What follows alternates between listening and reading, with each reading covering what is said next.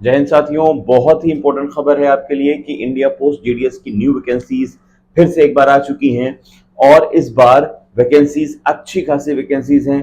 अभी एक तरफ आप देख पा रहे होंगे कि इंडिया पोस्ट जीडीएस की जो मेरिट लिस्ट है, सिलेक्शन प्रोसेस की मेरिट लिस्ट जो है वो लगातार जारी है, लेकिन इसी के साथ साथ इधर एक बार और फिर से वैकेंसीज आ चुकी हैं। तो इसका ये साफ मतलब ये है कि वैकेंसीज के लिए बम्पर जो है कह सकते हैं कि छप्पर फाड़ कर वैकेंसीज आ रही हैं। अगर आप चाहते हैं कि आपका सिलेक्शन सरकारी नौकरी, वो भी केंद्र सरकार की सरकारी नौकरी में हो जाए, तो जल्दी से आइए, पूरी डिटेल वाला वीडियो ले लेते हैं ताकि आप जल्दी से इसको फॉर्म भरिए और इसमें नौकरी पाना बहुत आसान है। कैसे है, क्या डिटेल है, इसकी सारी इंफॉर्मेशन इस वीडियो में आपको मिलने जा रही है। बस आपको काम क्या करना है, वीडियो में बने रहना है और पूरा वीडियो देखना है ताकि आपको एक भी चीज छूटने ना पाए। चलिए शुरू कर लेते हैं।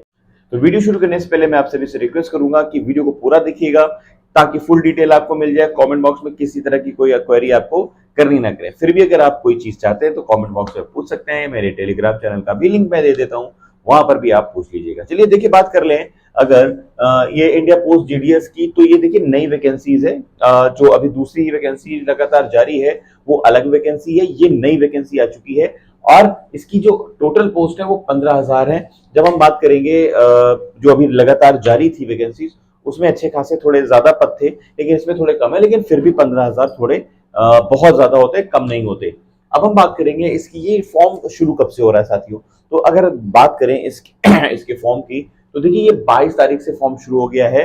मैं जब तक वीडियो शूट कर रहा हूँ, इस समय रात के 11 बज रहे हैं। तो आज ही से आप, जैसे ये वीडियो आप तक पहुंचे, आपको पता चले कहीं से, तो आप फौरन फॉर्म भर दीजिए, क्योंकि हैवी ट्रैफिक होने वाला है, बहुत कम टाइम मिलने वाला है आपको। 22 से लेकर सिर्फ 11 जून तक है, तो मतलब 11 दिन इधर और 22 दिन, 8 दिन उधर, करीब 19 दिन के आसपास आपको मिलने वाले हैं। और 19 दिन ज्यादा नहीं होते, क्योंकि शुरुआत में जो चीजें आप कर ले जाएंगे, बाद में वो ट्रैफिक हैवी हो जाता है। इसलिए मेरी आपसे रिक्वेस्ट है कि अगर आप इंटरेस्टेड हैं, इस तरह की जॉब के लिए आप तैयारी कर रहे हैं, सिर्फ आप 10th पास हैं, तो आपके लिए वैकेंसी इंतजार कर रही है, फौरन भर दीजिए। अब आप पूछेंगे कि भाई फी का स्ट्रक्चर क्या है, तो मैं कहूंगा साथियों, फी का स्ट्रक्चर दो तरीके से है। अगर आप जनरल ओबीसी कैटेगरी के हैं, ईडब्ल्यूएस कैटेगरी के हैं, तो आपको 100 रुपए देने पड़ेंगे। और अगर आप एससी, एसटी, पीडब्ल्यूडी या फीमेल कैटेगरी के बिलोंग करते हैं, तो आपको 1 रुपया भी फॉर्म, अलग 1 रुपया का भी फॉर्म लेना नहीं है। आप डायरेक्ट जाइए, फ्री ऑफ कॉस्ट फॉर्म भरिए, कोई फी आपको देनी नहीं है। अब बात होगी एज की, कितने मिनिमम एज कौन सी होगी जो बच्चे फॉर्म भर सकते हैं। तो 18 साल की अगर आप एज हो चुकी है और आपने 10th क्वालिफाई कर लिया है, तो ये नौकरी आपका इंतजार कर रही है। या आपने अभी तक 40 की उम्र पार नहीं की है विदाउट रिलैक्सेशन, अगर आप ओबीसी हैं 3 साल एक्स्ट्रा, और अगर एससी एसटी हैं तो 5 साल एक्स्ट्रा, मतलब 43 और 45 साल की उम्र तक की भी आप इसमें फॉर्म भर सकते हैं साथियों। लेकिन 18 कब तक होनी चाहिए, देखिए मांगी है जो, वो 11 जून तक आपकी जो एज है वो 18 की हो जानी चाहिए। अगर नहीं है तो आप फॉर्म अप्लाई नहीं कर पाइएगा। ओवरऑल आप कहने का मतलब ये है कि आपकी जो उम्र है 18 हो चुकी हो, अगर नहीं हुई है तो 11 जून तक ये आपकी 18 हो जानी चाहिए। अभी चल रहा है मई, आज है 22 मई, तो आने वाले 1 महीने के अंदर आपकी एज 18 हो जानी चाहिए, अदरवाइज आप एप्लीकेबल नहीं होंगे। अभी हम बात करने वाले हैं रिलैक्सेशन की। जैसे अभी मैंने आपको बताया कि इस पोस्ट में आपको मिलने वाले हैं 3 इयर्स की ओबीसी की रिलैक्सेशन और एससी एसटी के लिए 5 इयर्स की रिलैक्सेशन एज में आपको मिलेगा। ठीक है, मतलब 43 साल तक ओबीसी कैटेगरी के और 45 साल तक एससी एसटी के लोग इसमें फॉर्म भर सकते हैं। ओके, अब देखिए एलिजिबिलिटी क्राइटेरियाज क्या है। आप 10th पास होने चाहिए। 10th पास हैं अगर आप, तो ये फॉर्म आपके लिए है। 10th पास में आपके जो सब्जेक्ट है वो मैथ्स और इंग्लिश होनी चाहिए। अगर मैथ्स और इंग्लिश है तो आपके लिए फॉर्म है, और जनरली सब लोग मैथ्स और इंग्लिश लेकर ही काम चलाते हैं। अब बात करेंगे सेकंड इंपॉर्टेंट चीज की, लोकल लैंग्वेज का आपका जरूर यूज होना चाहिए। अगर आपके पास लोकल लैंग्वेज है, मतलब ये मान के चलिए अगर आप आसाम से बिलोंग करते हैं, तो आपके आपके मार्कशीट में लोकल लैंग्वेज का भी मेंशन होना चाहिए, या लोकल लैंग्वेज का आपके पास सर्टिफिकेट कुछ ऐसा होना चाहिए, क्योंकि आप लोकल लैंग्वेज करेंगे वहां पर तो आपको प्रायोरिटी वहां पर मिलने वाली है। या फिर ऐसा नहीं होगा तो फिर प्रायोरिटी आपको मुश्किल हो जाएगी। ठीक है, मतलब ओवरऑल इंडिया भर में जिस स्टेट में आप फॉर्म भरने जा रहे हैं, वहां उस स्टेट की आपको लोकल लैंग्वेज आना मस्ट है इस फॉर्म के अकॉर्डिंग। तीसरी कैटेगरी देख लीजिए क्या है, आपको बेसिक नॉलेज ऑफ कंप्यूटर आना चाहिए। कंप्यूटर का बेसिक नॉलेज अगर आपको आता है तो ये भी फॉर्म आपके लिए बना हुआ है साथियों। अब हम बात करेंगे चौथे फॉर्म की, साइकिलिंग। आपको साइकिलिंग पेडल करनी आनी चाहिए। आप साइकिल अगर चला लेते हैं तो भी ये फॉर्म आपके लिए है। और सोचिए कि इस जमाने में जहां लोग एरोप्लेन चलाना सीख गए तो फिर कितना आसान होगा ना साइकिल चला लेना। तो ये इसका मतलब सभी लोगों के लिए है ये। अब हम बात करेंगे इसमें सैलरी पैकेजेस क्या है। ये सैलरी की बात करेंगे तो दो सैलरी यहाँ पर मिल रही है आपको, दो पोस्ट के लिए, क्योंकि दो पोस्ट की वैकेंसी है यहाँ पर। एक है बीपीएम और एक है एबीपीएम। बीपीएम मतलब ब्रांच पोस्ट मैनेजर और एबीपीएम का मतलब असिस्टेंट ब्रांच पोस्ट मैनेजर। इनकी डिटेल क्या है मैं अभी आपको अगले सेक्शन में बताने वाला हूँ। सैलरी फिलहाल अभी हम यहाँ पे समझ लेते हैं सैलरी क्या है यहाँ पर। ठीक है, सैलरी की बात करें तो यहाँ पर 12,000 मिनिमम सैलरी होगी आपकी और मैक्सिमम पहुंचेगी जाकर आपकी 29,380। अच्छी खासी सैलरी भी है यहाँ पर, शुरुआती कम है लेकिन धीरे धीरे सैलरी बढ़ जाती है।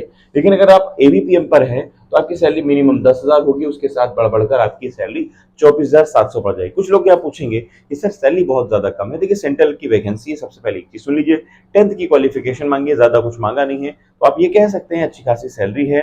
केंद्र सरकार के बहुत सारे अलाउंसेस होते हैं वो मिलेंगे आपको, बहुत सारी फैसिलिटीज होती है। धीरे धीरे आप अगर आज से जो 4-5 साल पहले इस जो जॉब को पाए थे उनसे पूछेंगे ना तो आपको रियल में बताएंगे कि उनकी सैलरी इस वक्त कितनी है। तो सैलरी का इशू नहीं है, इशू है कि केंद्र सरकार की आपको नौकरी मिल रही है और आसान नौकरी है, चूंकि इसमें कोई पढ़ाई नहीं करनी है, आपने खाली अपने सर्टिफिकेट आपने लगा देने हैं और देख लेना है कि आपको जॉब परसेंटेज ऑफ के अकॉर्डिंग मिल रही कि नहीं मिल रही। बाकी आप वहां रहकर अपनी तैयारी भी कर सकते हैं साथियों। ठीक है, मैं बताता हूं अभी ये बीपीएम और बीपीएम का काम क्या है, जरा और करिएगा, सुनिएगा। सिलेक्शन प्रोसेस समझ लीजिए पहले तो आपका इसमें सिलेक्शन प्रोसेस क्या है। कि सिलेक्शन प्रोसेस देखिए यहाँ पर ये है कि कोई इसमें रिटन एग्जाम होना नहीं है। रिटन एग्जाम नहीं होना है इसका मतलब आपने जो 10th में मार्क्स पाए हुए हैं, जितने भी परसेंटेज हैं आपके, तो वहां से आपकी मेरिट बनना शुरू होती है। हाई परसेंटेज वालों से शुरू किया जाता है, धीरे धीरे कट ऑफ नीचे जाती है। ठीक है, एग्जाम कोई नहीं होना, इंटरव्यू कोई नहीं होना, सीधा आप अपने 10th के मार्कशीट जो लगाते हैं उसी की बेसिस पर इस पे सिलेक्शन होने वाला है। ठीक है, तो अब 10th के परसेंटेज पर होगा, तो 10th के परसेंटेज इसका मतलब मायने बहुत ज्यादा रखने वाले हैं कि हाई परसेंटेज आपका है या लो है या कितना है, ये मैटर करता है। ठीक है, अब भाई जॉब प्रोफाइल है क्या, ये बीपीएम और एबीपीएम क्या, जो सबसे ज्यादा आप लोग पूछते हैं। देखिए बीपीएम का मतलब होता है ब्रांच पोस्ट मैनेजर और एबीपीएम का मतलब होता है असिस्टेंट ब्रांच पोस्ट मैनेजर। नाम लिखा हुआ है ब्रांच पोस्ट मैनेजर, इसका मतलब जानते हैं क्या हुआ कि भाई जो गांव वगैरह में इसमें पोस्टिंग आपकी होगी तो उसमें जो एक छोटा पोस्ट ऑफिस बनाया जाता है उसमें जो ब्रांच होती है, उसकी जो ब्रांच होती है उसका आपको मैनेजर बना दिया जाता है, पोस्ट मैनेजर बना दिया जाता है। उसका काम ये है कि आपने जितने भी आपके जो है डाकिया हैं, पोस्टमैन हैं, उनको आपने जो भी मेल्स आती हैं, जितने भी लेटर्स वगैरह आते हैं, उन सबको आपको अलाउ करना होता है कि भाई जिसका जिसका जहां जहां है वो तरीके से आपको बांट कर आना है। या जो मेल्स आती हैं, पत्र आते हैं, या बहुत सारी जो ऑनलाइन काम होते हैं वो इस ब्रांच मैनेजर को करना होता है वहां बैठकर, मतलब ऑफिस वर्क है ये। ठीक है, तो बड़ी अच्छी जॉब है, आप 12,000 रुपए मिनिमम भी पा रहे हैं और लोकल के लोकल भी है, तो बहुत फायदा आपका यहाँ पर दिखता है। लेकिन कुछ लोगों के लिए रास नहीं आती, वजह अलग अलग हो सकती है, लेकिन मैं कहूंगा आप फॉर्म जरूर भरिएगा। अभी हम बात करेंगे एबीपीएम की। जब हम एबीपीएम की बात करेंगे तो इसका काम है असिस्टेंट ब्रांच पोस्ट मैनेजर। अब इसका काम भी सुन लीजिए क्या है। इसका काम ये है कि जो ब्रांच मैनेजर जो काम करता है वो अपने एक असिस्टेंट के साथ कराता है। अब ब्रांच मैनेजर अपनी ब्रांच में रहकर ही काम कराता है और कमांड करता है लोगों को, अपने नीचे के जो एम्प्लॉयज हैं। लेकिन यहाँ पर असिस्टेंट का काम ये रहता है कि उसको फील्ड में भी जाना पड़ सकता है, फील्ड में जाकर लोगों को अच्छी अच्छी स्कीम्स बताना और पोस्टमैन के साथ भी दौरा करना, ये बहुत सारी चीजें असिस्टेंट ब्रांच पोस्ट मैनेजर करता है। तो यहाँ पर आपने देखा कि ब्रांच पोस्ट मैनेजर की रैंक अच्छी है, वो अपने ऑफिस वर्क में लगा हुआ है, और असिस्टेंट ब्रांच पोस्ट मैनेजर की रैंक थोड़ी सी नीचे है, वो उसको फील्ड वर्क भी मिल सकता है। तो इसीलिए यहाँ पर आप देख पा रहे होंगे कि सैलरी में भी 2,000 का लगभग फर्क भी आ रहा है। ठीक है, अभी आप देखेंगे, अभी आप सबसे बड़ा क्वेश्चन पूछने वाले हैं कि सर ये बताइए कि कितने प्रतिशत हो तो मेरा सिलेक्शन यहाँ पर हो जाएगा। तो मैं आपको यहाँ पर बताने वाला हूं कि ये देखिए, ये जो सिलेक्शन है ये मेरिट बेस पर होता है। ये जो सिलेक्शन होता है साथियों, ये मेरिट बेस पर होता है। अगर किसी ने 99% पाए हैं तो, और किसी ने 98% पाए हैं, तो सबसे पहले सिलेक्शन किसका होगा भाई? 99% वालों का यहाँ पर सिलेक्शन हो जाएगा। अगर किसी ने 97% पाए हैं तो 98 वाला हो जाएगा। मतलब जैसे जैसे ऊपर से सिलेक्शन होता जा रहा है वो लोग हटते चले जा रहे हैं, नीचे वालों को अब मौका फिर बाद में मिलेगा। इस तरह यहाँ पर आप देखते होंगे कि यहाँ पर फर्स्ट लिस्ट निकलती है, फिर सेकेंड लिस्ट निकलती है और थर्ड लिस्ट निकलती है, कहीं कहीं पर फोर्थ लिस्ट भी निकलती है। तो डरने घबराने की जरूरत नहीं है। आप अपने मार्क्स के बेसिस पर अपना फॉर्म भरिए। फॉर्म देखिए सबसे जरूरी होता है, कोई भी नौकरी तभी मिलती है जब आप फॉर्म भरते हैं। मेरिट में आना ना आना तो ये डिपेंड करता है कि आपने फॉर्म भरा है कि नहीं भरा। जब आप फॉर्म ही नहीं भरेंगे तो तय नहीं हो सकता। लेकिन कुछ लोग यहाँ नेगेटिव थॉट के बच्चे होंगे, वो सोचेंगे सर मेरे परसेंटेज तो सिर्फ 70% है, मैं कैसे भरूं, मेरे तो 75% है, मैं कैसे भरूं, मेरे तो 80% है, मैं कैसे भरूं, हाई परसेंटेज वालों का तो सिलेक्शन हो जाएगा। तो ये मैं कहूंगा आपसे कि देखिए होता ये है कि बहुत ज्यादातर लोग जोश में फॉर्म तो भर देते हैं लेकिन सिलेक्शन लेते नहीं है। तो जब सिलेक्शन नहीं लेंगे तो डीवी कराने वो नहीं जाएंगे। तो मान लीजिए 98% वाले ने फॉर्म भर दिया लेकिन अब वो जॉब नहीं कर रहा है, वो डीवी कराने नहीं गया, तो 97% वालों को अपने आप मौका मिल जाएगा। तो इसलिए आपकी जिम्मेदारी ये है कि साथियों फॉर्म जरूर भरिए किसी भी हाल में। सबसे पहली चीज ये है कि ओबीसी एससी ओबीसी ईडब्ल्यूएस और जनरल के लिए 100 रुपए ही फीस है बस खाली। और अगर आप एससी एसटी ओबीसी में आते हैं, sorry SC ST OBC SC ST और पीडब्ल्यूडी और फीमेल कैटेगरी में आते हैं, तब तो आपके लिए जीरो फी है ना। आप खुद फॉर्म भरिए, मोबाइल से भरिए, आजकल तो मोबाइल से बहुत आसानी से लोग भर देते हैं। तो वहां से फॉर्म भरिए, कोई फीस नहीं भरनी, डायरेक्ट आपका जो है वहां पर अपलोड हो चुका है। उसके बाद एक मेरिट लिस्ट बनती है, मेरिट लिस्ट में आपका नाम आएगा, उसके बाद आपको डीवी कराने जाना पड़ेगा। मतलब घर बैठे ये काम आप आसानी से कर सकते हैं अगर आप इंटरेस्टेड हैं तो। सारा खेल तो इंटरेस्ट का है ना साथियों। लेकिन मेरी सलाह आपके लिए ये, कतई मत चूकिएगा, बहुत इंपॉर्टेंट नौकरी होती है ये। सेंट्रल वैकेंसी कब कितनी फायदेमंद हो जाए ये कोई नहीं जानता। इसलिए आपको ये वैकेंसी, अगर आपके मार्क्स अच्छे हैं तो बिल्कुल भरना है, अगर 80 के आसपास भी हैं तो भी मैं सलाह दूंगा जरूर भरिएगा। ठीक है, वीडियो कैसा लगा कमेंट बॉक्स में कमेंट करके अपनी राय जरूर दीजिएगा। और आपसे रिक्वेस्ट है कि चैनल को सब्सक्राइब जरूर करिएगा।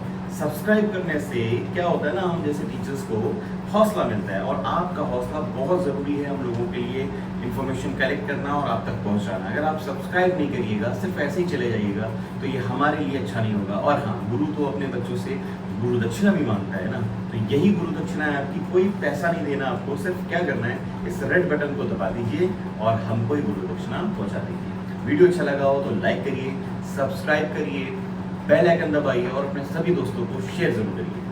धन्यवाद। जय हिंद।